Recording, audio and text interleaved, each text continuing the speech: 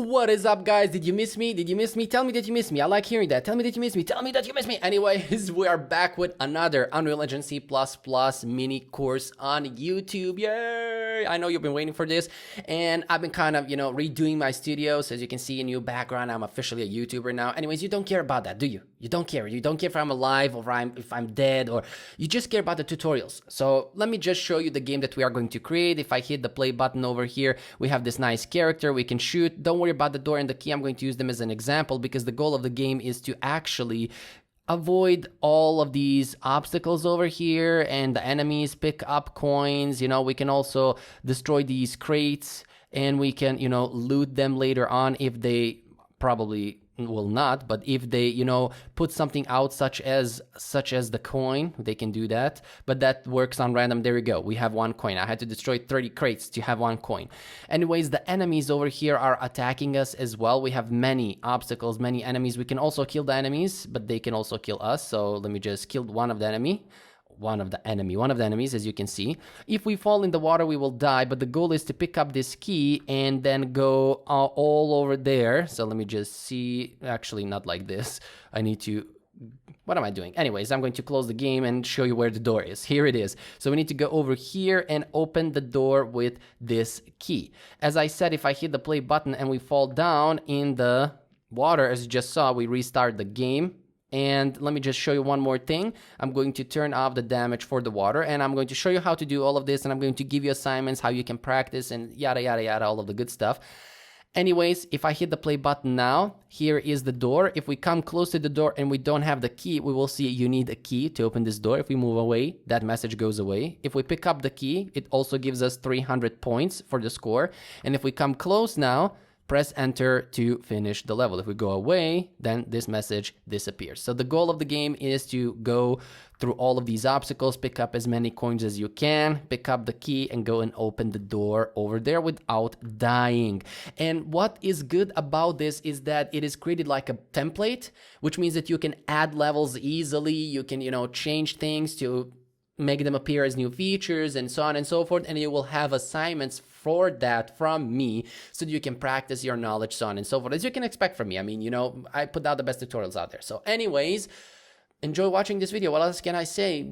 And I know you're tired watching me here, so I'm just gonna go away now. Bye, take care. Just bye. Stay out of jail, because in jail you cannot follow this video. Take care. See you in the next video. Okay, now that we saw which game we are going to create, let us create the game. As you can see, I am in the Unreal Engine project browser, and this is Unreal Engine 4.25. Cannot wait for Unreal Engine 5 to come out, but anyways, over here we're going to click on Games, as you already assume, and we're going to click on Next over here, and we are going to use a blank project. So from there, click on Next again. And from Blueprint, we are going to select the C++. So again, it's over here. Click on the Blueprint icon. Click here on C++. Make sure, this is really important, with starter content needs to be checked. So if you have over here no starter content, make sure that you click on here and click then with starter content. Other than that, we are good to go. Over here, you're going to set where are you going to store your project on your hard drive. And this is the name of your project. I'm going to call it Glitch Adventure, like this. And I cannot call it like that, so I'm simply going to call it Glitch ADV. And then I'm going to click on Create Project. And of course, we need to wait a moment or two for the project to be created. And I'm probably going to skip all that and just, come back when the project is finished. And voila, just like that, after 1 hour, we are here. Just kidding. But anyways, we have created a new project. So the next step for us is to import the assets. Now, what I'm going to do is over here where you see the content on your left side. So over here, as you can see where I am drawing, you see this content. We are going to right click on that and click over here on Show in Explorer, which is going to show, well, the content in the Explorer. And now we are going to go over here in our assets, and I'm going to copy all of these. And by the way, you will be able to download these assets. Link will be right below this video. So below the video, just click on the link and download the assets. And over here, I'm going to right click again and copy these assets, and then go back over here in the content. So again, it's really important that we are in the content. So if you didn't do this, make sure that you right click on the content, show in Explorer. Over here, simply paste them, and we will wait a moment or two for them to be pasted, as you can see. Now, this will not last as the project that is being generated. So I'm simply going to go back over here in my project, and there you go. Voila, we have the assets. Now over here we have the level 1, as you can see. So this bad boy over here, if you double click on that, this is the level, and I took the liberty to already prepare some of these things because it's tedious, and we will see later on when we start adding new things in our game, such as the platforms and the collectible items and the enemies and yada yada yada and all of that good stuff. You will see how it is tedious, but it's part of game development, so I take the liberty to create the level before you.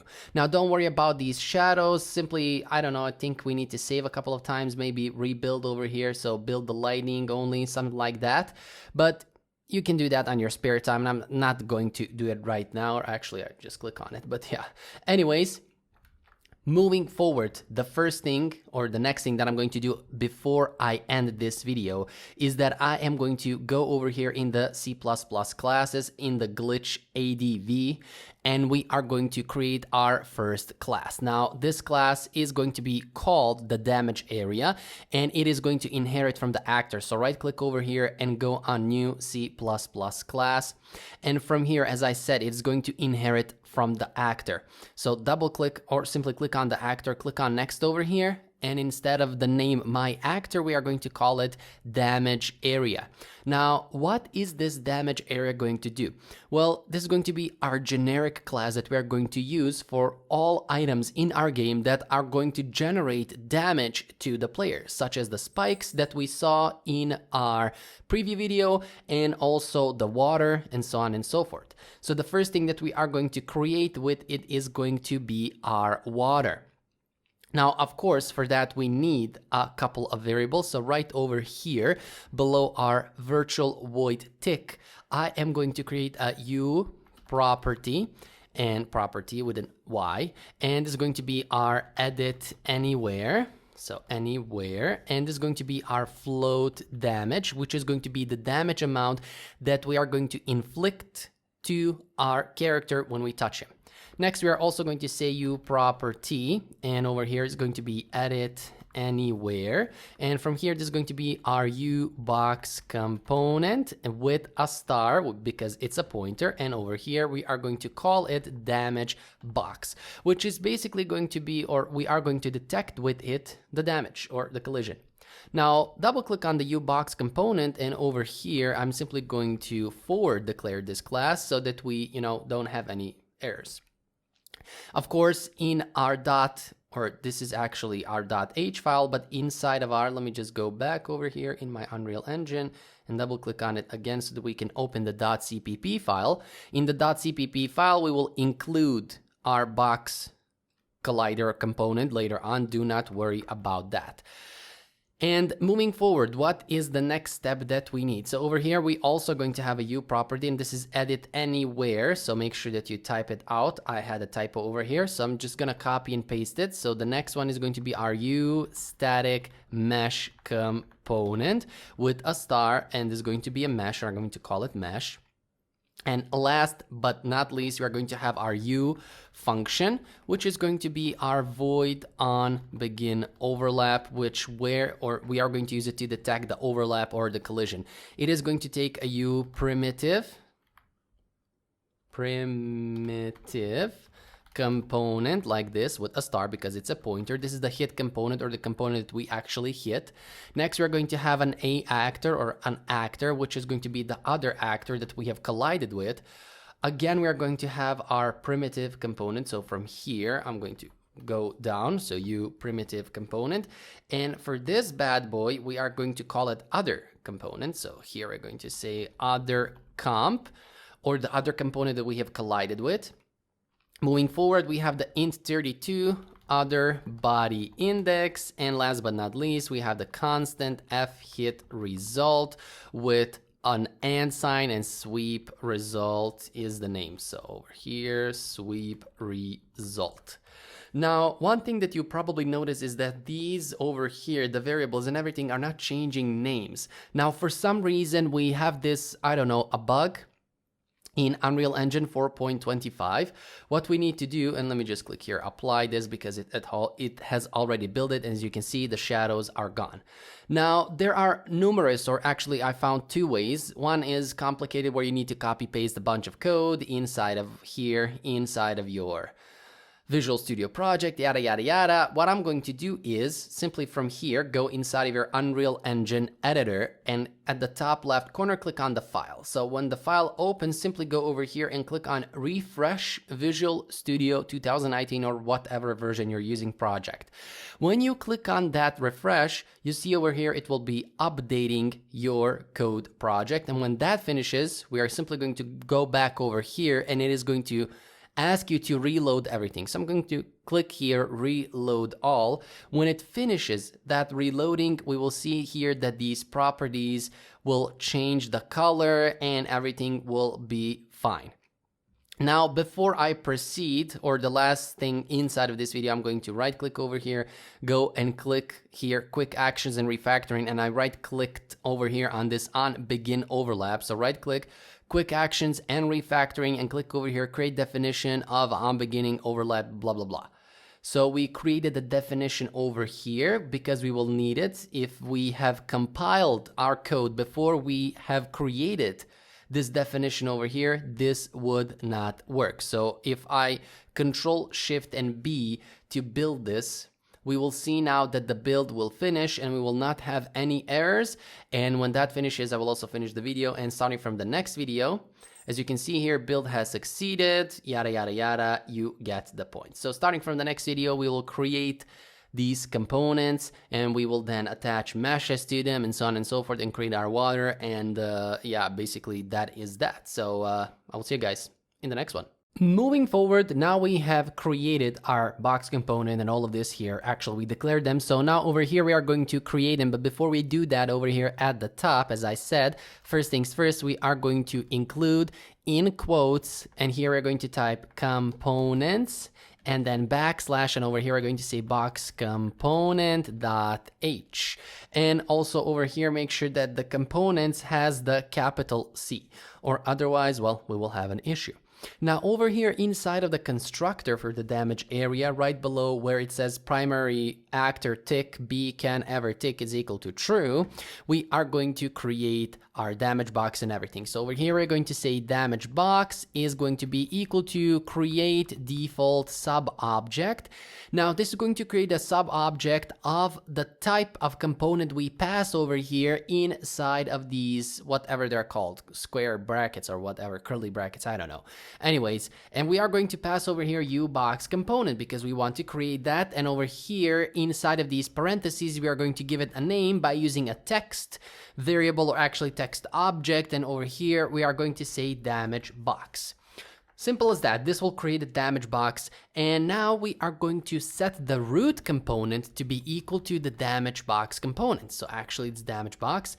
So what does that mean? It means that this component will be the root component of all the hierarchy components that we will see now when we create a blueprint. So don't worry about that. Next, we are going to go over here for the damage box, and we are going to say on component begin overlap. And from there, we are going to type add dynamic. And you need to type it like this, add a dynamic. Don't use any of these. As you can see over here, don't use these that are added for you. So no, this is a big no-no. Just over here, add dynamic. And from here, we are going to say this and the and sign, and we need to copy this over here, a damage area up to right here, and paste the function name like that. This is going to bind the function on begin overlap to our on component begin overlap. And don't worry about this over here. So if you compile this right now, if we Control Shift B, this will work. So don't worry about that. But anyways, as I said, this will basically bind this on begin overlap function to the on component begin overlap, which means when we collide with something, we will know it inside of this function.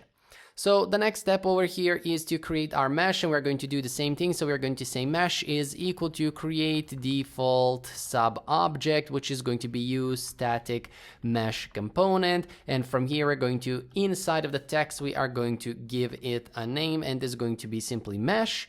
And from there, we are going to set the mesh or attach it to the damage box. So from here, we're going to say mesh set up attachment, and we are going to attach it to the damage box, which is basically going to put it below it in the hierarchy, and we will see that later on. Now, by default, we can set the damage to be equal to 100. We don't have to do that because depending on for which of our game objects or actors, be that the water or the spikes, we will set them in the editor, because we set it over here, you see, for the U property, edit anywhere, which means in the blueprint we will be able to edit it. But anyways, from here we are going to Control Shift B, or you can simply go on Tools, and was it from Tools? Let me just see over here. Actually, it's from Test. So from Test over here, you can click on to Run, and let me just see over here, we have something that has failed. So begin overlap signature. Let me just take a look at that over here. Let me just go back and see if everything is okay. U primitive component, hit component, actor, other actor, primitive component, int. I believe we have everything over here. Actually, we forgot, or I forgot one more parameter. So here, after our int 32, we have one more parameter, which is going to be a boolean b from sweep. So this is what I have forgotten to add. So we need to add it like this and simply copy this bool b from sweep. And let's go over here, and over here again say comma like this, and there you go. So now if I Control Shift B, everything will run perfectly. So yeah, I'm going to leave this here. I'm not going to edit it because I want you to see the process of debugging. I mean, this was easy, but still, a lot of people would not know what to look. So again, what I missed over here is another parameter inside of the onBegin overlap, because we are overriding this function. This function is already created, and if you don't know what override means, please go and watch my C++ beginner tutorials. I have them on YouTube as well as my Game Development Academy, so you can go and watch them and see the basics of programming, because we need to know that in order to continue. Now, inside of this onBegin overlap, we are not going to add anything. We will add the code later on, but for now, or what we are going to do now, is that we are going to go inside of the Unreal Engine, and here inside of the blueprints, you see over here, we have our blueprints folder that we have imported with the assets. I'm going to right click and create the blueprint class. Now, from here, I'm not going to select any of these that we are going to inherit. Instead, over here, all classes, I'm going to click on that drop down list, and in the search I am going to filter for the damage area and select the damage area and click here select, and this one is going to be BP underscore water. So double tap that bad boy and it will open the blueprint. So let me just move it over here. There you go. Now this is what I was talking about when we made the damage box as the root component. As you can see here on top, the first component is the damage box. That means it's the root component. Mesh, when we use the setup attachment, it means it will add it as a child of that root component. And this is everything, or all that is in the code over here. You see, root component equal damage box, mesh setup attachment to the damage box. So this is what I meant with that. Anyways, moving forward here for our mesh, or actually, yeah, first for the mesh, we are going to add our water. So when you select the mesh over here, you see where it says static mesh. This is where we are going to add our shape underscore plane. Like that, you see, over here we have the shape plane. And here for the element, we are going to click here, which is the element of the water. So simply from here, type water, and we want the water lake. And you can also use the water ocean, doesn't matter, but yeah, it's just water. So that's what's important for it to be. Now, what I am going to do over here is for our Y, or actually for the Z position, we are going to set it at -5 to move it a little bit down. And this is all here in the transform, as you can see. Now, for the scale X, we are going to say 14.6. For the scale Y, 14 14.6, and for the scale Z 14.6. Now there is a shortcut what I just did, so I typed for all of these individually 14.6, but you can click on this lock icon over here. This is just as a revision. As I said, this is not a complete beginner course, but just as a revision, you can click on this lock icon and then simply change one of these and it will change. But anyways, moving forward here for our damage box, because now we need to, set the damage box to be the same height or the same size as our water, because currently this is the damage box. So what we are going to do with the damage box, select it, and here for the box extent, so for the X position, or actually the X extent or the shape, we are going to say 695.7. For the Y, it's going to be 740.1, and for the Z, it's going to be 2.9. There you go. So this is how long we want this shape to be. Now simply compile, so make sure that you compile this blueprint by clicking on the compile over here. And now what we are going to do as a last step before we, finish this video, is that we are going to go over here in our level and add the water. So simply drag the water like this, and there you go.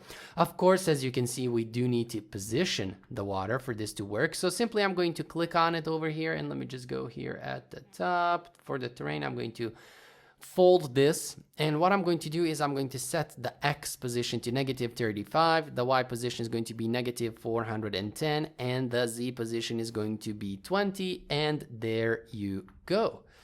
And we are also going to rescale this bad boy one more time. So over here, make sure that you click on the lock icon, and for the scale over here, simply type 2.17, and it is going to rescale it like this.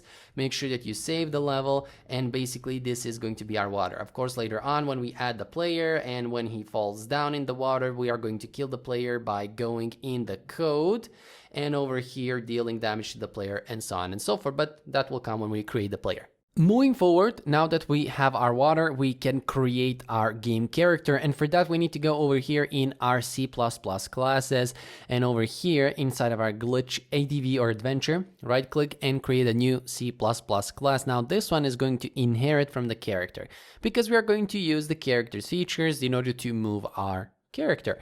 So click on that and then click here on next, and from here we are going to give it a name, our player character.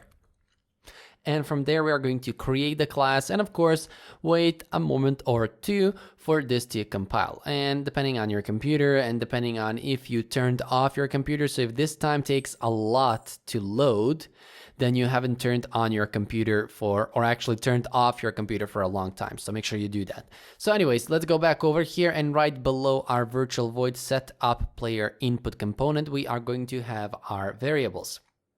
Now the first one is going to be our U property, and from there we are going to say blueprint read only, because we want to be able to read this variable inside of the blueprint, but we don't want to edit it inside of the blueprint. If we want to edit it, which means change the values of it, we can type something like blueprint read write, so like this, but we only want it to read it, so that's why over here we're going to say blueprint read only, and this is going to be bool is walking. And again, we have the same issue as we did before with our damage area. So from here I'm going to go inside of the file, and I'm going to refresh the project so that it will actually show the different colors for the variable names, and we will be able to auto-complete the code and so on and so forth. So when the reloading or refreshing finishes inside of Unreal Engine, go back here in the project and click on reload all, and of course it will take a moment or two, but when that moment or two finishes, you will see this U property will change the color and so on and so forth. In the meantime, what I'm going to do is I'm going to simply copy this U property, and as you can see, it has changed the color, and I'm going to paste it over here. And before this blueprint read only, I'm going to add here edit anywhere and then comma, and this variable is going to be our float HP or health power that we are going to use. Now we can also create a max HP, but we don't need to do that. Max HP can be something like that we can use to make sure that the HP doesn't go above that value, and then we can also divide them one with another and display that to the user later on when we create the UI elements to display the health. But we can do that in the blueprints as well, which we will see. Now the next step is that I am going to copy this U property so we don't type it every single time, and from here I am going to remove this edit anywhere and only leave this blueprint read only. And for that I am going to say bool has key so that we can detect if we have the key, because later on inside of our door we will need that.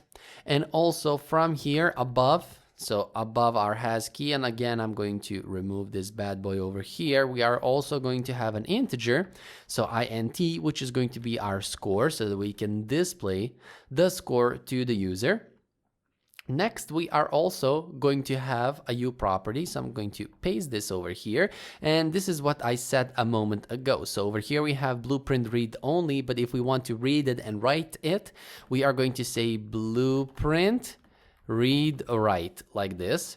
And here I'm going to say bool attack started like this. And last but not least, we can simply copy and paste this over here, and it can be U property blueprint read write, and this one is going to be dead, so that we indicate that, well, the player has died or that he is dead.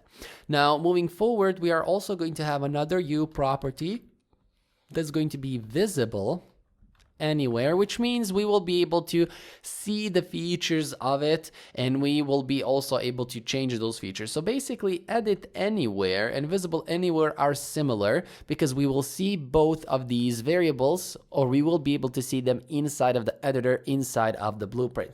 Anyways, this is going to be a U capsule component. Now this one is going to be with a star because this is a pointer, and over here I'm going to call it trigger capsule like this, and make sure that you finish the code. Now moving forward, we are going to have our functions that we are going to use to move the character. So over here we're going to say void move forward, and I'm going to speed it up a little bit. So float amount, which is the amount of the movement that we are going to use. Over here void move right, and over here float amount, and we will see what this amount is. Basically it's going to be the value that we determine inside of our game, so inside of our editor. We will see that later on. It's going to be -1 or 1 or 0. Moving forward, we're going to have void yaw, which is going to be float amount like this, void pitch, which is also going to have a float amount as a parameter. And now next we are going to override the take damage function. So here I'm going to say float because it returns a float, and take damage is a built-in function inside of an actor of Unreal Engine. And if you want to learn more, just go and Google take damage for the actor. And over here we're going to have the float damage, which is going to be the damage amount being passed as a parameter that we are going to be dealt with. Next, we are going to have over here struct f damage event, which is going to be constant, and from here we're going to call it damage event. Next, we are going to have the a controller, which is going to be a star, or with a star because it's a pointer, and here we're going to have event instigator. Next, we're going to have an actor, and this is going to be the damage causer, and there you go. And over here we can say override to denote that we are overriding this function. Now do not worry, we're basically only going to use the damage parameter from here. We are not going to need the event instigator, damage causer, and so on and so forth, so don't worry about that. Also, we will create these all functions, so be patient with that as well. Now from here I'm going to say u function. I first want to cover all the variables that we are going to use and all the functions, then we are going to move on creating and coding them. So here we're going to have on overlap or on overlap begin like this, and from here make sure that you add all parameters. So u primitive component, so component like this. Now we can type all of this, or we can simply go back over here in our damage area, And for here, we can take all of these parameters and simply paste them over here so that we don't have to type it, because it's the same function, it's the same signature, everything is the same. So we don't waste time by typing all of this out. Now over here, we're going to have our attack properties. So attack properties, and we are done. We are only going to add a few more variables. So from here, we are going to have a function void on attack. This is going to happen when we attack. We will see what will happen. So u property. From here, we're going to have edit anywhere and blueprint read write. And this one is going to be a float, which is going to be our attack timeout, which is basically going to control how much or how many times we can attack in a certain amount of time. And I'm going to copy and paste this, and below over here we're going to have float time since last strike. There you go. And last but not least, we're going to have bool can attack, and there you go. Now when we create our bullet, so here we will have the bullet when we create our bullet script, but that will come later on.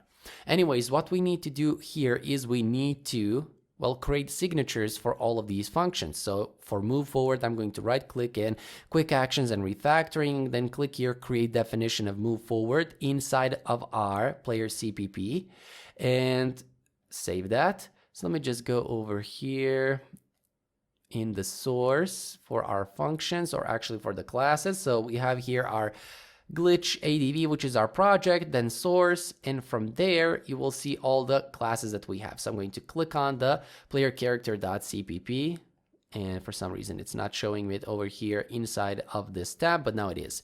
Anyways, right click on the move right, quick actions and refactoring, and create a definition for it. Do the same thing for the yaw. Let's go and again do that. Then here for the pitch, quick actions and refactoring, and again, and let me just click on X over here, take damage. So here, quick actions and refactoring, and there you go. And last but not least, on overlap again, there you go. We can also implement on attack. We are not obligated to. And when I say obligated, because these two functions we are overriding, we need to implement them over here, or otherwise, well, we will get an error. And over here, for our void attack, I am going to put it below the pitch, and now we can Control Shift B simply to compile this bad boy so that we can make sure that we don't have any errors or anything, well, weird happening in our project. And as you can see, we have the build succeeded, and here it is. You see, build has succeeded. Now, before we proceed to code everything over here, because as I said, what we did over here are move forward, move right, yaw, and pitch, and so on and so forth. We are going to bind them. Now, we are going to bind them to what? Well, we need to go over here in the project settings, and then here in the input, and click on the input, and here you go. We have the action mappings and the axis mappings. Now for the action mappings, I'm going to click on the plus button, and over here we have our actions, so we can give it a name. Now this action is going to be called jump, and the button that's going to trigger this action is going to be the space bar. So over here I'm going to type the space bar. Next I'm going to click on the plus button again. We are also going to have the sprint function that we can use. So you can use the left shift. So from here we can say left, or actually sprint, not sprinting, but sprint.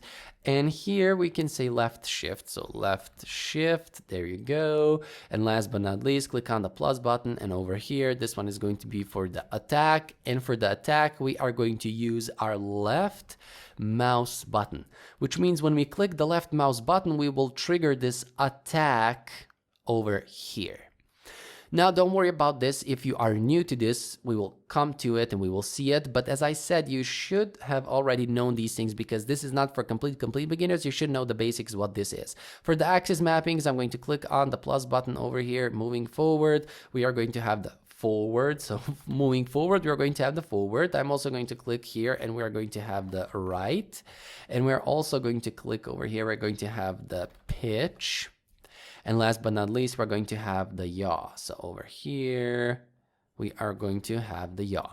Now for the forward, I'm going to use the W, key and the S key. So make sure you see over here when you click on the axis mapping to add the new axis, but over here when you click on the plus button you will add a new field, which is basically another button that we can press to trigger this axis mapping. So from here I'm going to say S, and I'm going to use the S button on my keyboard. For the right we are going to have A and D. So over here, click on the plus button, and here we are going to have the D. There you go. For the pitch, we are going to have the mouse Y, which is basically the mouse Y axis when we move it. And for the yaw, we are going to have the mouse X axis when we move it. Now we are still not done. You see this scale over here? These are those values that I said over here. Float, almost said file, float amount. So this is that amount that we are going to add. Now, what is the amount? Well, basically, when we move forward, we move in the positive direction, which means for the W, it's going to stay 1. But when we move backwards, that's the negative direction. So here we're going to say -1. Same thing for the left and the right. When we move to the left, we are going to move to the negative side, and when we move to the right, we are going to move to the positive side. So over here for the W, we're going to leave 1, for the S -1, for A over here, we're going to say -1, and for the D, we are going to leave it at 1 because we're going to the positive side. And we're going to leave mouse Y and mouse X to 1. So both these for the pitch, they're going to be equal to 1. Moving back to our code, now we can, code. But the first thing that we are going to do over here is below our include player character.h, we are going to include from the components, so components, and then backslash, and over here we're going to say capsule component.h. Now from there, we are going to go here inside of the constructor of our player character. So there we are going to set the default value for some variables such as our attack timeout, and that's going to be equal to 1.5 F, denoting it's a float. This is the cooldown before the attack. So basically we can attack every 1.5 seconds. We cannot attack every second, and you get the point. Next over here, we're going to say time since last strike is equal to 0.0 F. And this is the counter that we are going to use to control that. Our can attack variable is going to be equal to true because initially when we start our game, we will be able to attack. From there, we are going to say attack started is going to be equal to false because, well, it's obvious the attack didn't start it. Next, we are going to create our capsule. So over here, I'm going to say trigger capsule is going to be equal to create default sub object. And here between these, I don't know, these brackets, how they are called, so curly whatever brackets, here we're going to say u capsule component. And from here, we are going to add a text as a parameter, which is going to give it a name, and is going to be our trigger capsule. And the trigger capsule, from here, we're going to say trigger capsule dash greater than sign, and we're going to say init capsule size, and this is going to be the initial size of the capsule. We are going to say 55.0 F and our 96.0 F. This is for the X and for the Y, so for the width and the height. Next, from here, we are going to say trigger capsule, and from here, we're going to say set collision profile name, and inside of that, we're going to pass in the text. So in the text over here, and I'm going to pass it a trigger. Now this is the name for the collision detection, and it's your assignment to search this online and to explore it a little bit more to see what it is. Basically, this is just a layer for collision. There I said it, but just explore it a little bit because it will get you used to search online, because this is something that you need to learn. This is essential if you want to be a developer. You need to learn to search online for solutions or to look up certain functions and properties when you need them. Otherwise, you will not be able to code. So moving forward, next we are going to say our trigger capsule, and from here we're going to say set up attachment, and we are going to attach it to the root component of our or inside of our blueprint, which we will see later on.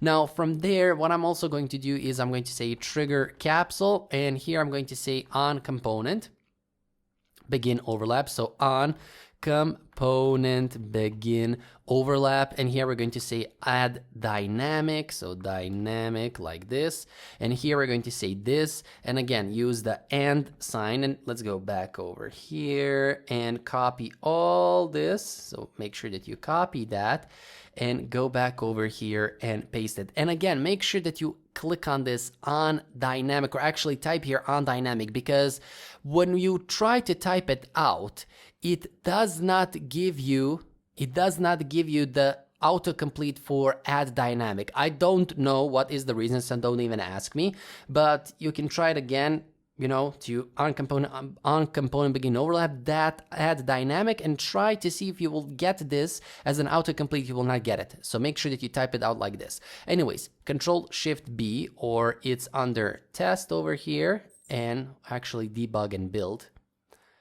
Where is it? Build over here and build solution. I missed this because I only use the shortcuts. So anyways, we see that the build has succeeded. If I click here on the output, build has succeeded and everything works, well, expected. So what we are going to do now is go back over here and we are going to create the blueprint. So in the blueprints, right click and then blueprint class. And from there, filter for the player character. So player character, here it is. Click on select. And there's going to be BP player character. So the blueprint for our player character. Simply double click it and open the bad boy inside of the editor. Now, what we need to do now is edit this bad boy. So first things first, here inside of our mesh. So when you select the mesh, let's go. And from here for the mesh, for the skeletal mesh or the actual 3D model representing that mesh, we're going to click on the drop down list and I'm going to click here the basic character, and this is the basic character that we want. Now of course I am going to lower him a little bit so that he is right here inside of these capsules. So for the Z location over here inside of his transform, I'm going to click on that and I'm going to say -54 for the Z. I'm also going to rotate him -90 degrees. And I'm also going to rescale him down by clicking here on this lock icon, and the rescaling is going to be 0.62, and there you go. So this is our character. Now going back over here for our capsule components. For this capsule component, you see capsule half height, it's at 88. I'm going to set it 55.8. And for the radius is going to be 11.9, like this. And this is pretty much all there is to it, what we are going to do for our character. Now, what I'm going to do for the second capsule, or actually this trigger capsule over here, which is going to be our trigger that we are going to use to detect collision. Now, the half height is not going to be 96, but it's going to be 193.11, and then over here 36.57. Now if you are wondering, what is this, teacher? Look at this, it's very big, what we are going to do with this? Well, don't worry, because over here for our scale, we're simply going to uncheck this lock icon first, and for the X scale I'm going to say 0.13. There you go. So actually over here, let me just type it out, -0.13. And over here, I'm going to say 0.28. And over here, we're going to say 0.28. There you go. And here it can be positive as well. Why did I set it to negative? I don't know. So yeah, anyways, there you go. So now we have the trigger capsule and we have the movement capsule, because the trigger capsule will simply fall down. It's not solid, it's a trigger. Triggers can go through other game objects or other actors. That's why we need to set one for the solid body and one for the trigger. Anyways, moving forward, we are also going to have a camera component that we are going to attach on our player to follow him. So going back over here, we have the capsule component. Click here on add component and filter for the camera. So not can, but it's camera, and click here for the camera. There you go, and simply name it camera. That's all there is to it. Now over here for the X, I'm going to set it to -219 position. For the Y, I'm going to leave it as is, and Z is going to be 319.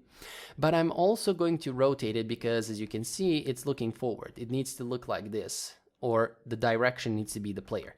So over here for the rotation X, we're going to leave it at 0. For the rotation Y, I'm going to say -50. And for the rotation Z, it's going to be 360. And let's compile and save this bad boy. And there you go.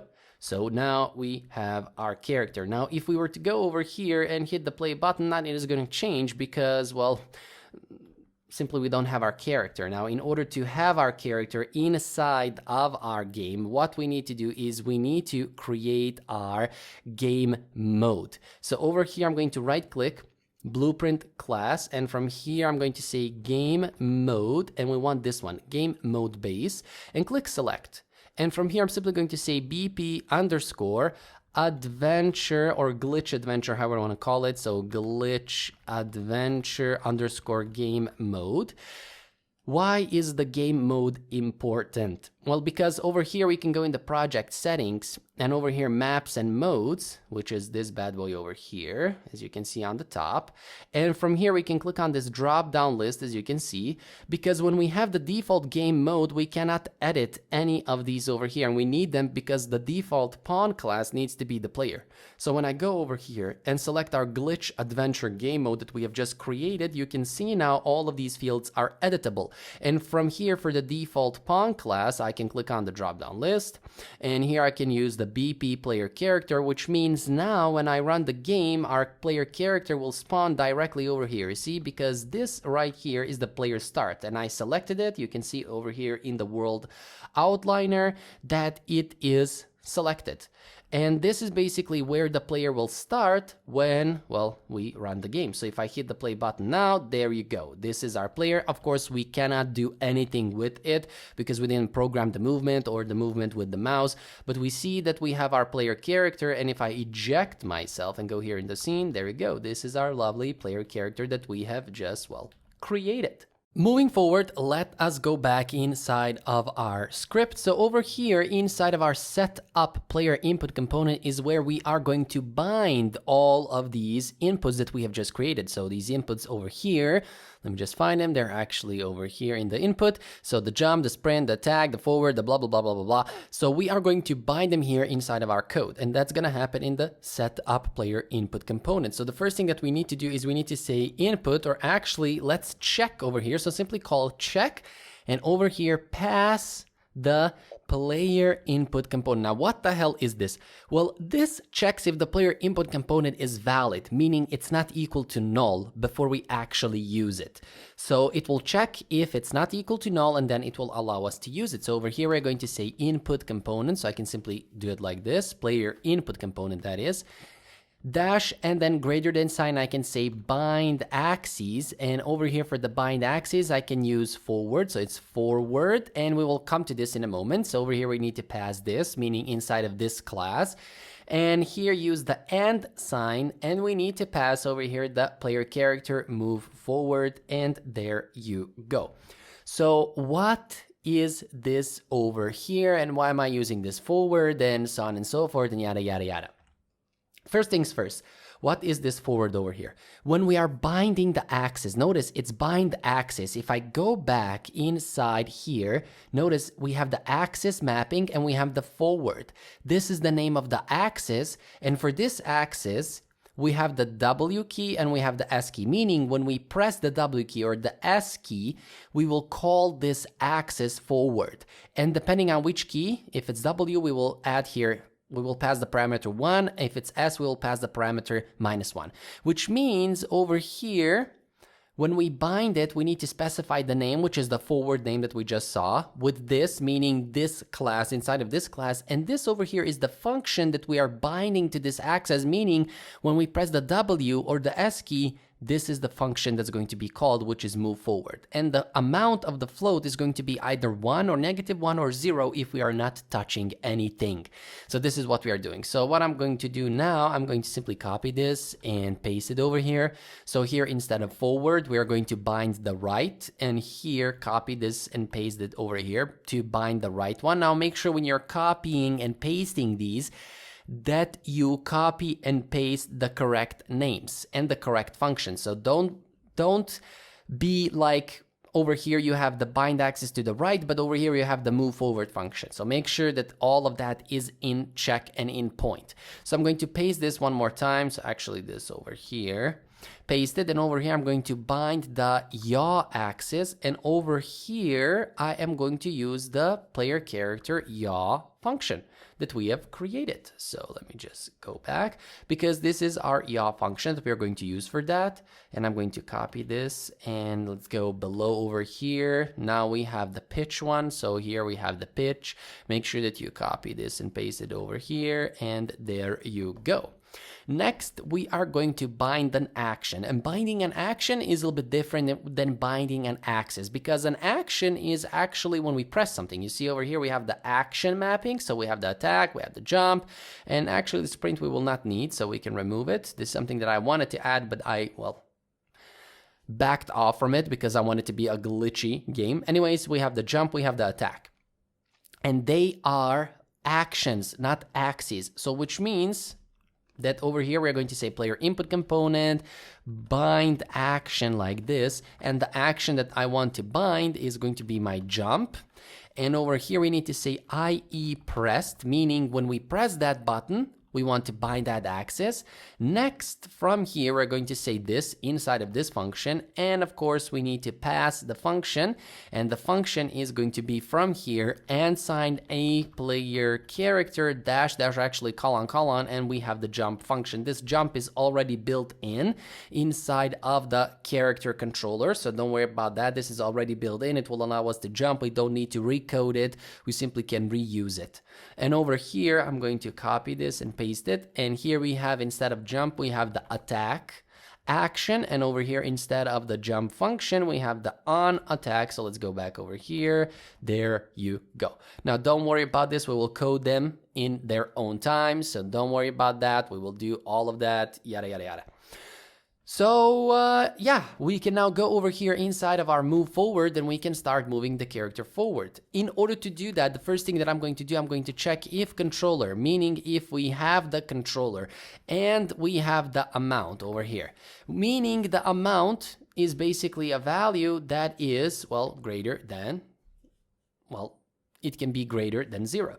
Or over here, what we can do is we can say not equal to 0 or something like that. So you can see over here, and let's go. So again, we have if controller and amount if it's not equal to 0, but we can also do it like this. And don't worry if this over here, amount, is not identified. Actually, over here we have amount, not amount. So let's fix that quickly. Over here, amount. Let's go back here in the player character, and for the forward we have amount, not amount. Anyways, controller and amount, meaning if we have the controller and amount value, it's not equal to 0. Then here we're going to say is walking. So is walking is equal to true. So we're going to set is walking to true. And next we have the f vector. We're going to call it forward. FWD forward is going to be equal to get actor forward vector. This is going to get the forward vector or the forward direction of our actor, meaning the player actor. And here we're going to say add movement input. And for the movement input, simply add FWD and the amount, and there you go. And this is going to move it. Again, this add movement is already built in the pawn, which is going to move the pawn. Simple as that.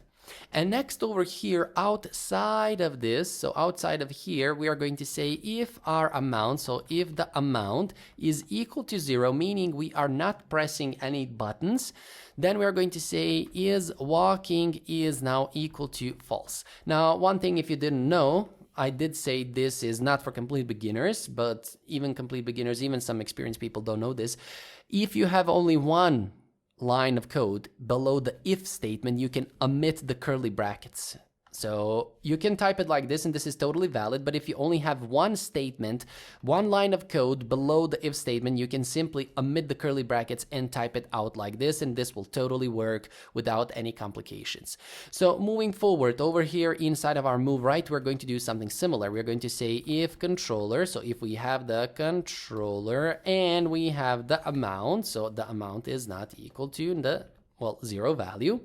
Next, we are going to say here f vector, and we're going to call this vector right, and that's going to be equal to get actor, so get actor right vector. So we're going to get the right direction.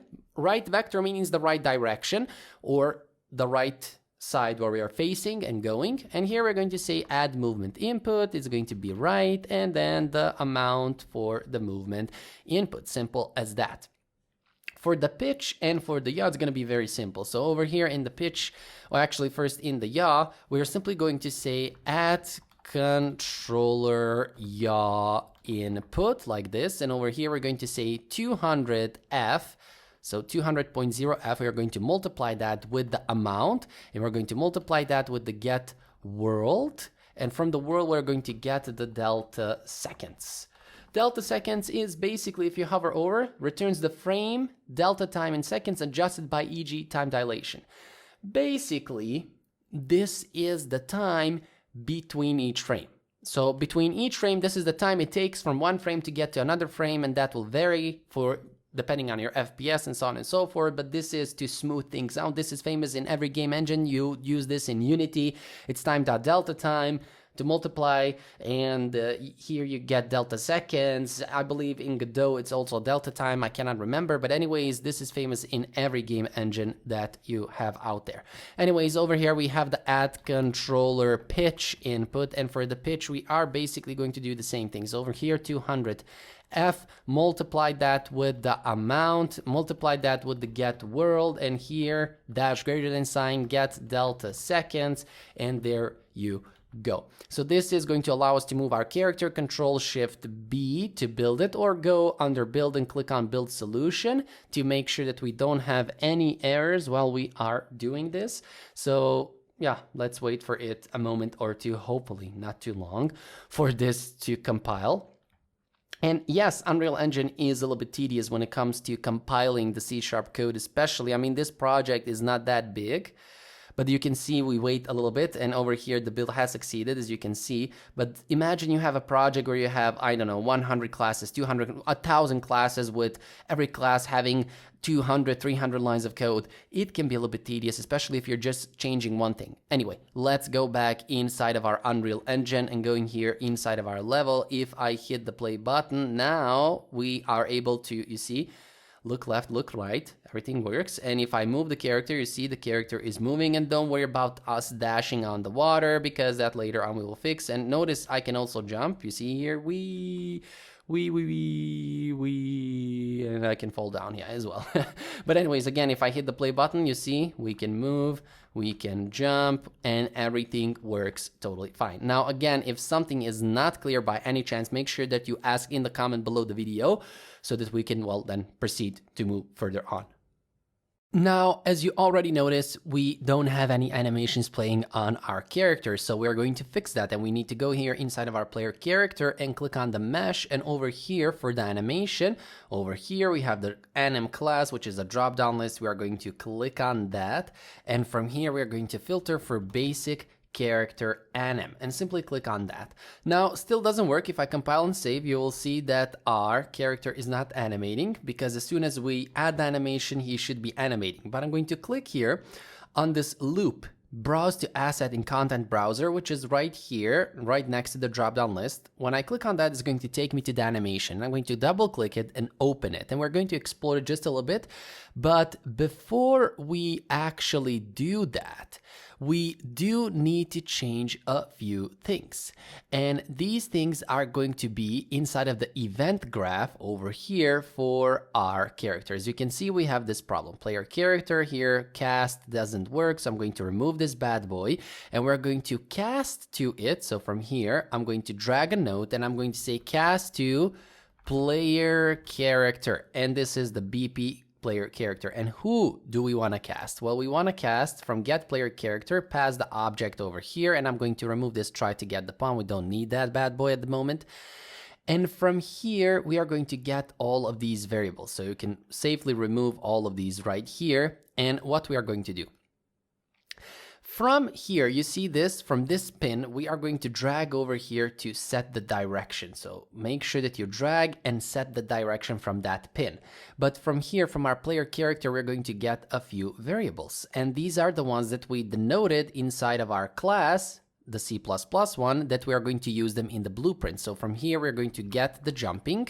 So here, get was jumping, or this bad boy over here.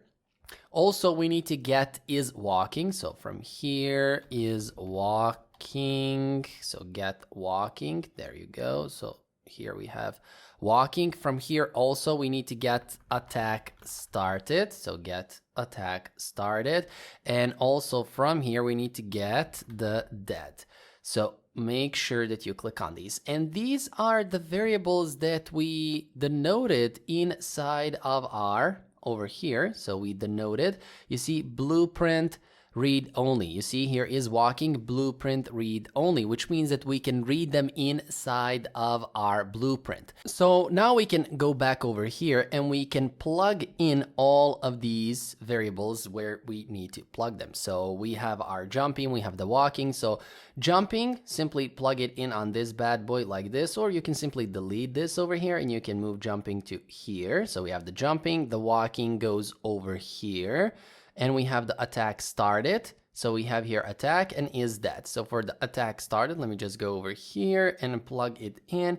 And here for the dead, also plug it in like this. And if I compile and save it right now, we will see, and also here for our get velocity, we also need to plug it in. So I forgot about that. So make sure you plug this in over here and you plug this in over here, because we're getting the actor rotation from our player character, and also we're getting the velocity from our character. So if I compile and save it right now, you see that we don't have any errors and our animation is working. If I go over here in the blueprint, you will see now that the animation is working. So again, compile and save that.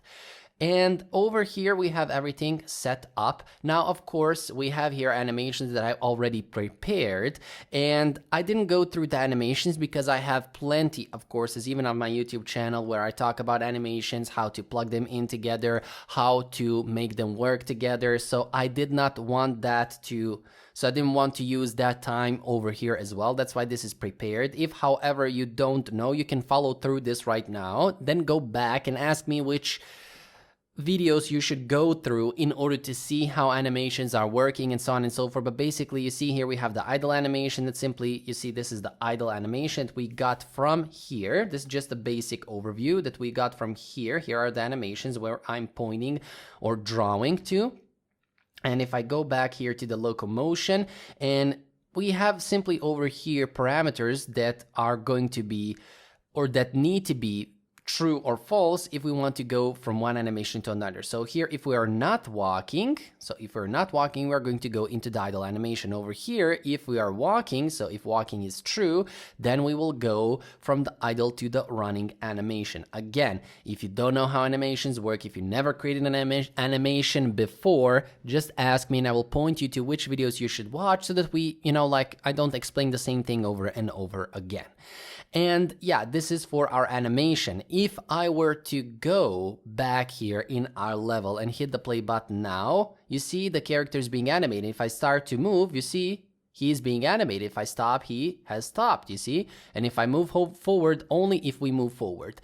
And the reason for that is, again, this is a glitch game, so I added a lot of glitches.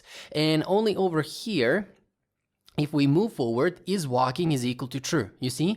And over here, if amount is equal to 0, is walking is equal to false. Now, why is it important? Well, is walking is important because, again, just briefly, over here in the animation, you see, if walking, if it's true, then we are going to go from the idle animation to the running animation. And over here, we are setting is walking to this walking variable over here. So this is what we are doing essentially. So make sure that you compile and save that. Now, this is one of the things that I wanted to fix in this video that I was not satisfied with. Another thing that I want to fix over here is in the event graph for our player, we are going to make the player jump higher when we press the space button a little bit longer. And again, we're going to use blueprints for that. So I'm going to right click over here and I'm going to call the jump input. So action event, here it is, input action jump. So we can also use it inside of a blueprint as well as our C++ code. So when we press it, what are we going to do? So over here, when we press it, we are going to set the jumping. But before we do that, we do need to go over here and create the variable. So over here, we have our variables jumping. So over here, jumping like this, and we have the variables falling. So click here, we have the variables falling. Now make sure that the jumping variable Actually, everything is as it's supposed to be, so make sure that we simply compile and save this. So our jumping variable and our falling variable is that we are the two variables that we are going to use to denote if we are jumping and if we are falling. And over here inside of our character, let me just go back here in the event graph. From our character, we're going to say get jumping. Here it is. Instead of was jumping, simply use the jumping from here and plug this in over here. So is jumping, we're going to plug it in because this is the variable that we are going to use, not the built-in one was jumping. So this one over here from the character blueprint that we have just created. Anyways, from here, I'm going to take the jumping and I'm going to set it. So over here, we are going to set that to be equal to true. Now, what we are also going to do is we are going to go inside of a branch. Now, a branch is an if-else statement. Again, these are the basic things that I expect you to know. And from here, I'm going to take the character movement. And for the character movement, I'm going to get the is falling, or simply I'm going to say is falling, which is a function, and it has double L, so I have spelling issues, and this is going to return a Boolean, and we're going to plug that Boolean here as a condition. So this is an if-else statement. If this is false, so if we are not falling, from here I'm going to set the falling to be equal to actually false, not true. And from here, before we proceed, because from here we're going to go inside of another branch, and here when we release the key, I'm going to set the falling. So when we release the key, the falling is going to be equal to true, as you can see over here. So falling is going to be equal to true. Make sure that you compile and save that. So now inside of this condition, and also from here, so from both this and this, we're going to go inside of this branch. But from here, to get to here, we're going to press the button, go here, set the jumping, go in the branch, and here, and from here, release, simply go here, and then here. So this is the execution order. Anyways, what I'm going to do next is get the falling variable and plug it in over here in the condition. So this is the condition. If we are falling, so if it's true that we are falling, from here we are going to get the character movement. So I'm going to copy it and I'm going to paste it over here, and I'm going to set the gravity scale to a higher value. So over here, if it's true, set the gravity scale not to 0 but to 3. So the gravity scale is 3 if the falling is true, meaning we are falling down. And from there we are going to say stop jumping. So now we are going to stop the jumping like this. And last but not least, over here we're going to set the jumping variable to be equal to false. So make sure that you compile and save that. If, however, we are not jumping, or actually not falling down, so if this is false, again, I'm going to copy these two and paste them over here because I need the character and I need the gravity scale. So the false goes over here. But the gravity scale this time is not going to be 3, but it's going to be equal to 1. And from here, since we are jumping, so we are not falling, that means we are jumping. So we are going to call the jump function. So here, call the jump, and this is built in again. So this function is built in. And from there, I am simply going to delay the execution. So I'm going to call here delay, and I'm going to delay this 0.5, so half a second. And again, we're going to go inside of a branch. Now for this branch, what we are going to do is we are going to test if the key is down. So from here, you see, from this key, we are going to get the is input key. And actually that is from the player controller. So let's go over here and right click, get the player controller. And this function is with the player controller. So from here, I'm going to say is input key down. And the input key that we are looking is the input key over here. So I'm going to drag this way over here, but I'm going to double click on this node to simply make it a little bit more readable, as you can see.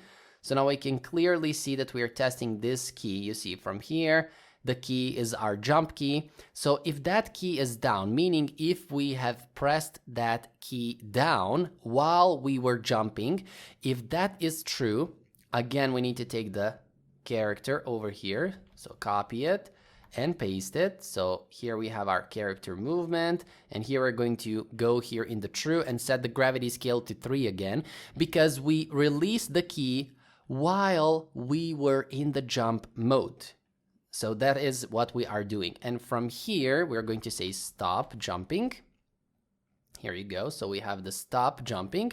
And from there, we are going to delay again. So we are going to delay, but this time 0.2 of a second, and set jumping to be equal to false. Now make sure that you compile and save that. Now, I know that this is, a lot of things that we did over here, so I'm going to go briefly again and explain them one by one. So if we pressed the jump key, which is our space key, we're going to set the jumping to be equal to true, and we set this jumping, or we are using this jumping, here it is, we are using it to set here is jumping, to make sure that we set that bad boy over here. Now, when we press the key, set jumping is true, go in the branch and check if we are falling. If we are falling, but we press the jump key, then we are going to say falling is false and go inside of this branch. And from here, when we release the key, we're simply going to go here and set the falling to be equal to true. Because we release the jump key, that means we're now falling. And going in the branch, if it's true, if we are, so testing here, the falling variable, if it's true, we're falling down, set the gravity scale to 3, which means the character will be heavier and he will fall down faster. Then stop the jumping because we're falling down, and jumping variable is equal to false.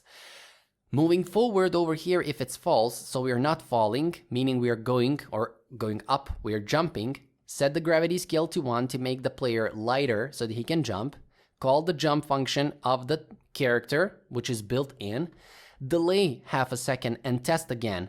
If the input key, which is this one over here, so this input key, which is the jump input key, which is space, if it is pressed down, and if that is true, that means we released that key while or after we have pressed it. So while we are in the jump mode and still we are jumping, which means, again, call the character movement, set the gravity scale to 3 to make the character heavier so that he can fall down faster. Stop the jumping, delay 2 seconds or 0.2 seconds, excuse me, and then set the jump to be equal to false so that we can actually, and this whole thing about jumping is because of the jumping animation. So over here, if you go in the locomotion, you see here, in order to go, is jumping needs to be equal to true. You see, is jumping needs to be equal to true. And when the is jumping is not true, that means we are gonna go back in the idle or the walk or whatever. So now that we have all of this here, and if by any chance something is not clear, just make sure that you ask me, or actually this over here. So if it's not clear, make sure that you ask me in the comment below the video. And now we can go back over here, and if I hit the play button, we have the animation, which is the movement animation, but now the jumping animation, if we press, you see, and you see when I simply just press and release the jump right away, it simply jumps a little.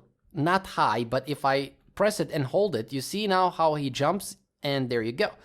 And this is our jumping. So this is how you can create a longer jump when you hold the button. So if I try to jump like this, you see, simply pressing it, it's not going to work. But if I hold it when I jump, you see, and again, if I try to do it, it's not going to work. But if I hold it when I jump, again, it is working. And you also see the animation. So the jump animation is working as well. So again, jumping, jumping, jumping, yada, yada, yada. Again, if something is not clear, just make sure that you ask in the comment, well, below this video. The next step is to program the attack of our character, and we can do that, but we cannot do it correctly without our bullets. So in order to do that, we are going to create a new class. So let's go back here in our Unreal Engine, and let's go over here where our classes are. And from here, we are going to right click and create a new C++ class, and it's going to inherit from the actor. So simply click here on the actor, click on next, and this bad boy, we're going to call it simply bullet, and hit on create class button. And of course, wait a moment or two, or I don't know, a week or two or a month or two before this actually compiles. So hoping that it will compile right now. I can sing to you while this doesn't compile, so I can be like, na na na na na na na na na na, and there we go. So it has compiled. So what we are going to do over here is, first things first, above this U class, I am going to simply add here class U sphere component right away so that we don't go back and do that and all of the good stuff. And of course, if you want autocomplete, let's go back over here under file and refresh our project, because unfortunately, while we have this whatever glitch bug it is, we need to do it like this.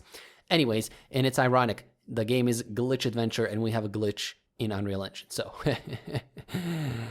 clever move from me. Anyways, so what we are going to do next over here is right below our public, virtual void, yada, yada, yada. From here, we're going to have a U property, and this U property is going to be edit anywhere, and it can be blueprint read write. And this one is going to be float damage. Actually, we only need it to be edit anywhere. We are not going to access it via blueprint, so we can safely remove that. Now, moving forward, we are also going to have another one. So I'm going to copy this over here. Another U property, which is edit anywhere. And this one is going to be U sphere component, and it's a pointer. And this one's going to be our collision sphere. So HP or SPHERE. There you go. Another U property, edit anywhere, which is going to be our U static mesh component. So static mesh component, which is again a pointer, and we're going to call it mesh. And last but not least, we are also going to have a U function like this. And instead of us doing all of the, heavy typing, I can simply go over here. I can copy this safely. And I can go back over here and paste it. And by the way, as you can see, we don't have our bullet.cpp over here at the top. So let's go find it over here. Bullet H, bullet CPP, double click it and open it over here, because we need to implement everything that we have over here. We need to implement it inside of our bullet.cpp. Now, for some reason, this over here still, and we have two U functions for some reason. I don't know why I did that, but there you go. So I'm going to right click on overlap begin, right click, quick actions and refactoring, and create a definition for it inside of the CPP equivalent of our bullet. And there you go. We have the autocomplete now. So let's go back here in our CPP. And what we are going to do here at the top below our include bullet with a asterisk or dash, or I don't know what this sign is, include components and backslash sphere component dot H. There you go. Now inside of our bullet constructor over here, we are going to create our sphere and all the good stuff. So our collision sphere is going to be equal to create default sub object, which is going to be U sphere component like this, which has a text, or we need to pass a text to give it a name, and it's going to be collision sphere. There you go. The root component is going to be the collision sphere. So collision not enabled physics, whatever this here is, it's collision sphere. There you go. We are also going to take our collision sphere. So collision sphere. And from there, we are going to say on component begin overlap dot add dynamic. Again, we did this and it's not like this. Why did it autocomplete? And if I wanted it to autocomplete, it would have never autocompleted. So let's go back over here. We're going to say this, and with an and sign, pass over here our bullet, which is our on overlap begin function.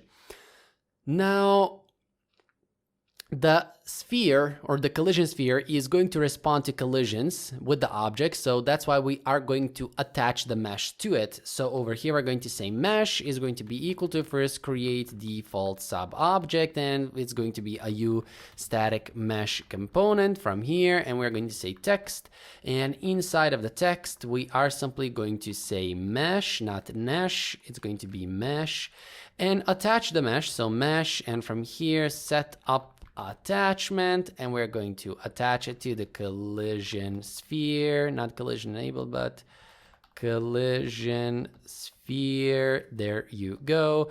And from here, we can say that the damage by default is equal to 50. Now, of course, we can change this however you want to change it, so don't worry about that. And over here is where we are going to apply the damage. Now, do you remember that we created over here in our player character, we have overridden the take damage function. And over here in our player CPP, we have it. We still didn't program it. But as I said, this right here, and why is it giving it? What was that? Anyways, this take damage function is already predefined. We're just inheriting it. But what we can do over here in our bullet.cpp is we can simply call other actor, and from here we can say take damage, and we can pass our own damage. We can say f damage event because this is not important. We can say null, and we can say this for all other parameters. Now it's not important. All these others parameters are not important for us, only the damage is, because, well, we need the damage. And over here, we are going to say destroy, so that we can actually destroy our bullet when it hits something. Now, also what I want to say, or what I want to do here, I'm going to say if the other component, or actually other component, is not equal to other actor.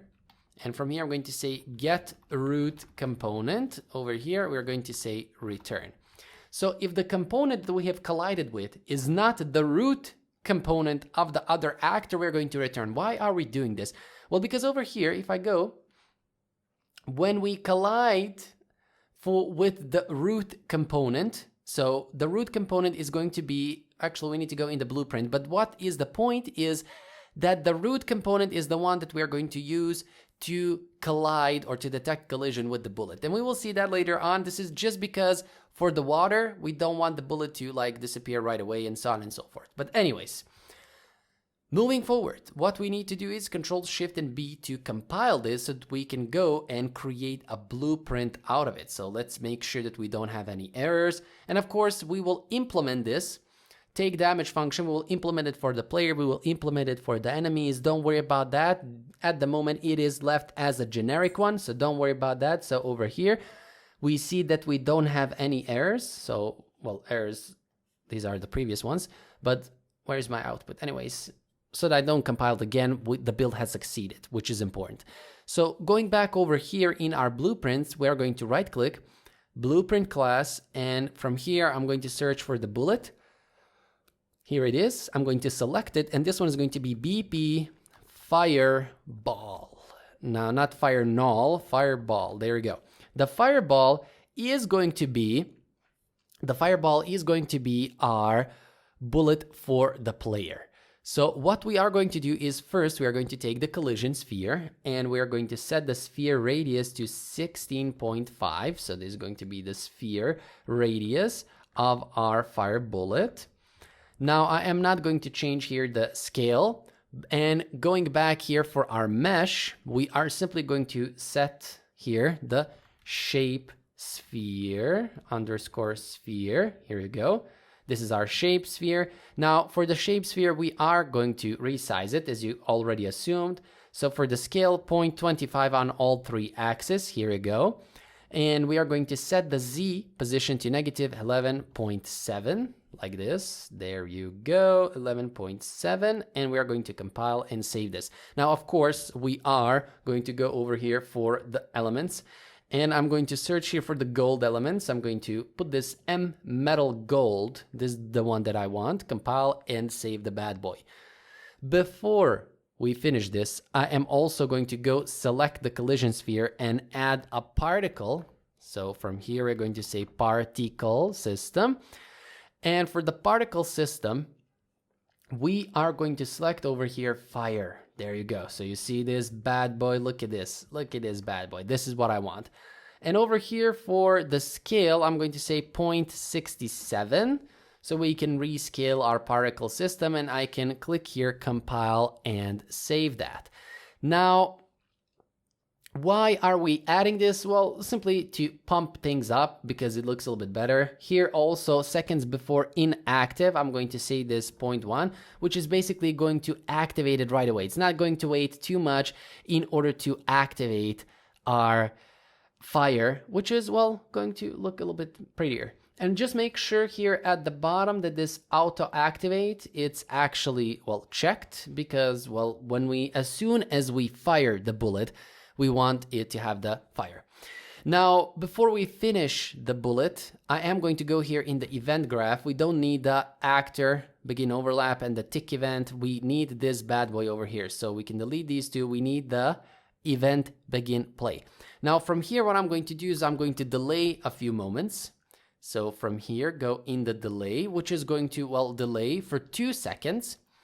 And from there, I'm going to take the particle system and I'm going to deactivate it. So deactivate the particle system after 2 seconds. And after I do that, I'm going to wait another, so delay.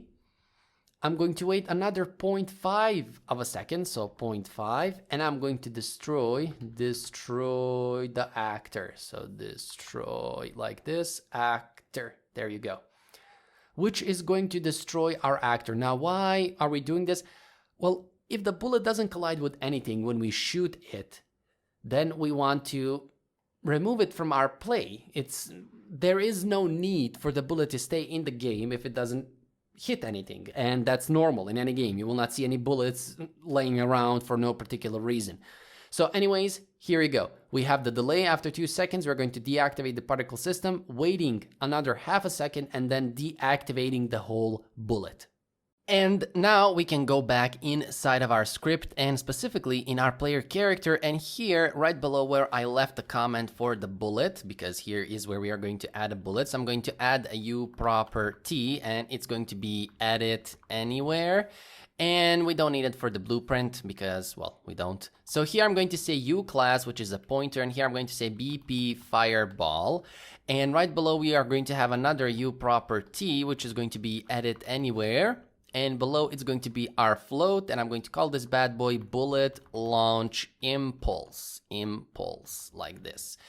Now, what the hell is this right here? Well, this will allow us, or here we have defined that we can add a variable BP fireball, which is going to be our bullet. And how we are going to do that? Well, first things first, in our .cpp file, at the top, we are going to import, well, the component that we need. So here below, include capsule component.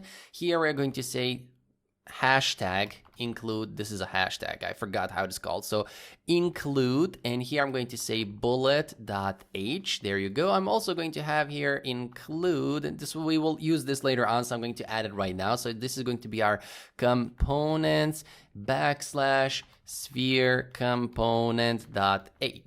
So this is what we currently need, and we can now go here inside of our attack function. So here in the onAttack, which is the function that is going to be called when we attack, we are first going to say here attack started is going to be equal to true, because when we press over here, as you already know, in our player input component, we have bound the action attack to our onAttack. And this attack function over here, actually the action that we bound, if you remember correctly, is basically the one over here in the project settings and in the input. So over here we have action mappings and attack. Here it is, left mouse button, which means when we press the left mouse button, we will execute the onAttack function. So when we execute, the first thing that we are going to set is that attack has started, which is logical because, well, we are calling the attack function. Next, we're going to test if we can attack. So if the player can attack, if you remember, we are not going to allow the character to attack a gazillion times in a second. Instead, we are going to control that. So here I'm going to say f vector, and it's going to be our forward vector. So fwd is going to be equal to get actor forward vector, like this. And here I'm going to say f vector, and this I'm going to call nozzle, is going to be equal to get mesh. So get mesh, and from the mesh I'm going to get the bone location. Location, here it is. And the location of the bone is going to be our arm R3. And just a second, we will see what this is. So next here, I'm going to say nozzle plus equals the forward vector multiplied with 55. So multiplied with 55.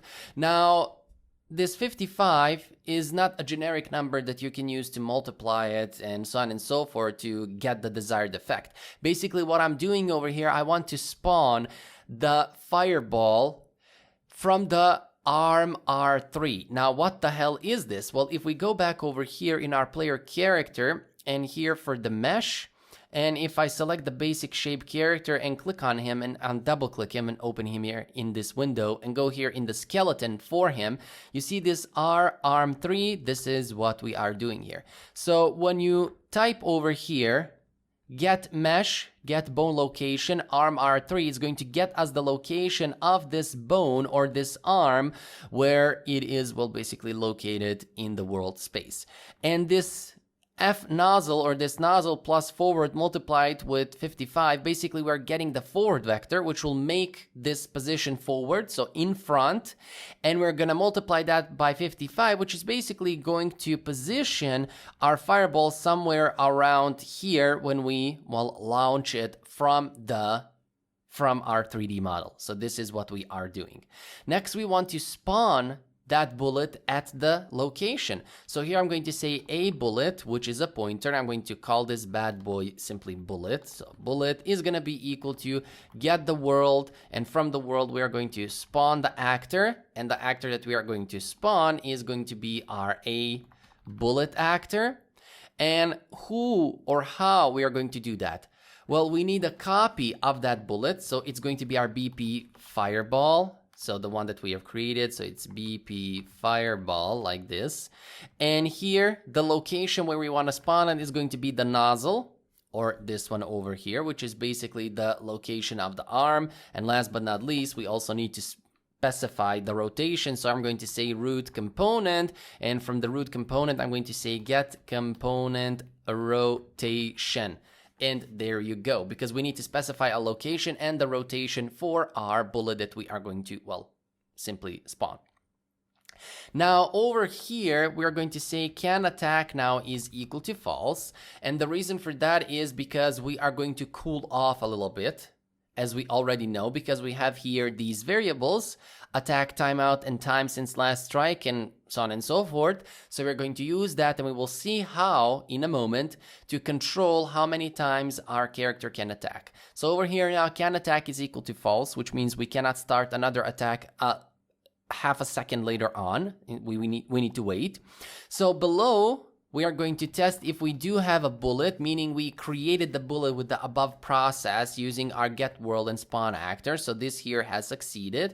And if that is true, we are going to call the bullet. And from the bullet, I'm going to say collision sphere. And from the collision sphere, we're going to say add impulse. And this is why we imported here at the top our sphere component. So now we can call here add impulse. And for the impulse value, it's going to be the forward vector. So FWD multiplied with the bullet launch impulse, as you can see over here. Now the bullet launch impulse is, of course, has a value of 0 because over here I already or only declared it and I didn't set the default value. You can do that over here, so we can do it over here. It can be something like bullet launch impulse. It can be equal to 5,000, or you can do that in the blueprint. But in order to do it, we need to say or type Control Shift B in order to build our output. And well, when we build it, then we will be able to, well, do all those things. I don't know why was that laughing, or the evil laugh. But anyways, let us wait for the output to build, and hopefully it will not take too long, so that I don't have to cut it out from the video. I'm just hoping that, and apparently I have false hopes for that, because it is going to take too long, but let's wait and see. I can sing to you while we wait, so na na na na na na na na na na na na na na na na. Just kidding. Apparently I will need to cut this out from the video. Finally, the build has succeeded. I had to cut out this from the video because it took too long, probably because I restarted my computer. Anyways, what we also need to do before we proceed to test this out is over here in our tick function is where we are going to control the shooting rate. by using the can attack and so on and so forth. So what we are basically going to do right here is we are going to say time since last strike, and we're going to add to it the delta time. So delta time, and this is the delta time over here. This bad boy is the delta time.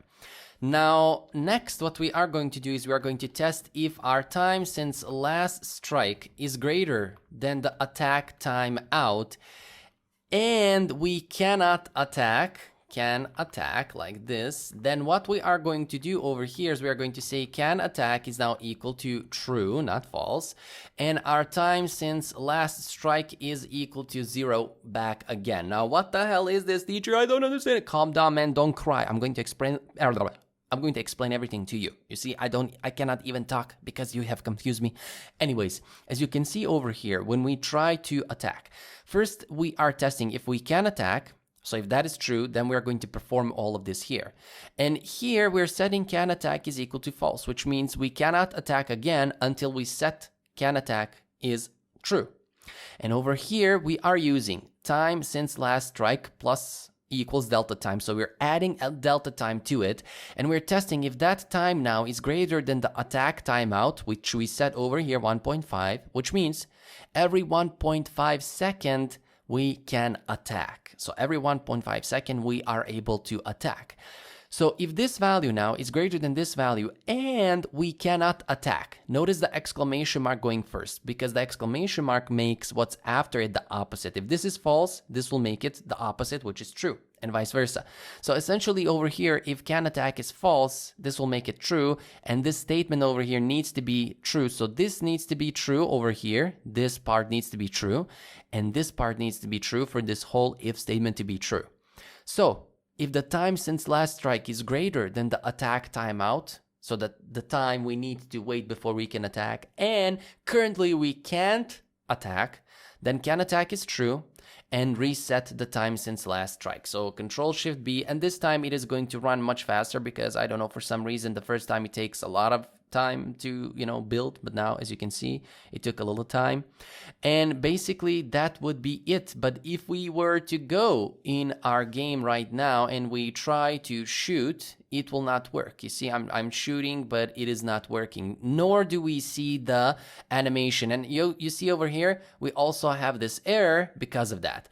Now the issue is the following: we need to go first here in our player character and in the event graph over here. So right below where we set our input action to jump, we are going to right click and we are going to get our left mouse button, which is the mouse button. And here we have the pressed and the release. And why the left mouse button? Well, because over here we set the attack to be on the left mouse button.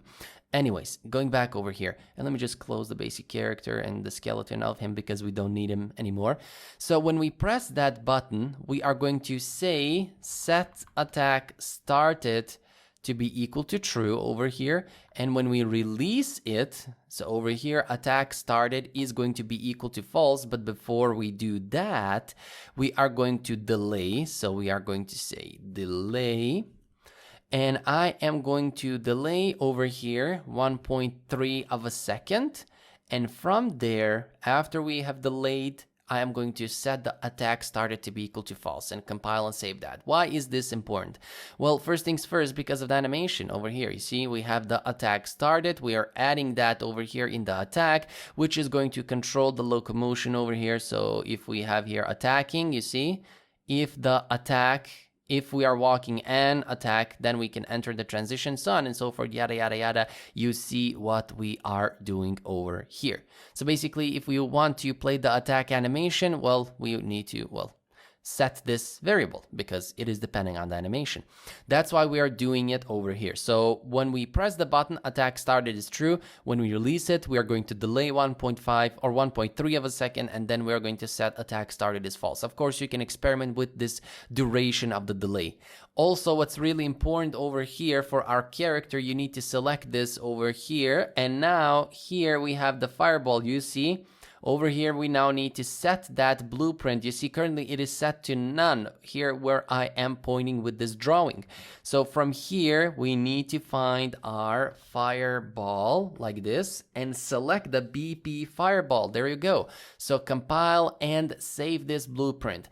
And now that we did all of these things, we can test it out. So if I go here inside of my level and hit the play button, you see now I have attacked, and pay attention, you see I have attacked, and again, you see, pay attention, I have attacked, and voila. As you can see, we do have some errors because the first one is that we are not playing our animation. You see now the animation is not being played, so we should see the attack animation, and also our ball is not moving at all, which, well, should not be the case. So let us fix these errors that we just saw. The first one here inside of our BP fireball, what we need to do is select the collision sphere. And here in the details tab, what we need to do is for the physics, as you can see this over here, we need to check this checkbox to simulate physics. If we don't simulate physics, it will not bounce, it will not move, and so on and so forth. So that's the first step that we need to do. Next, over here for the collision, we need to select this simulation generates hit event so that we can detect that in our code. And here for our presets, from our overlap dynamic, we are going to click on custom. And from the custom, we are going to say here collision enabled with query and physics. And here we're going to block all collisions on all of these except for the pawn. So we are only going to detect a collision with a pawn. We are not going to detect collision with world static, world dynamic, physics body, vehicle, destructible, blah, blah, blah. We're only going to detect with the pawn. And we do that by selecting here custom and here collision enabled, query and physics, and so on and so forth. So make sure that you do these two things. Simulate physics is the number one thing that we need to do, and here simulation generates hit events is the second one. Make sure that you compile and save that. And going back, you see over here in the message log all of these errors. Now, this is for whatever reason, I don't know, because you see here it's saying attempted to access missing property is walking, attack started, dead is walking. Now we have all of these properties over here. So we have them. If I compile and save, we have all of these properties. And for some reason, also when I created this game, or while I was creating it, I got these same errors. And how you fix this is simply close Unreal Engine and open it again. Maybe it's some kind of glitch and whatnot, but this will affect the animation. But let me just go back here in the play and we can try it out now. So actually now it works. We don't have to restart it. And I believe you just need to go over here, compile and save that. So I could have saved a lot of time from closing Unreal Engine and trying to access it again. I didn't figure out that I can simply go here in the animation and simply click compile and save for that to work. Now, the reason why we had that error, I believe, was because... Actually, I'm not sure. I'm not sure if I figure it out why we had that error, but I believe it was because this attack started or whatever, couldn't find it, or I'm not sure again. But you saw that we have that. Simply go in the basic character animation, click compile and save, and there you go. So now we can go back here, and if I hit the play button and if I shoot, you see now how our sphere is shooting. You see it is shooting, and there you go. And also the animation for our player is playing. And if I try to shoot again, of course, when it hits the water, it will disappear, as you just see, because it hits the water and then it will die.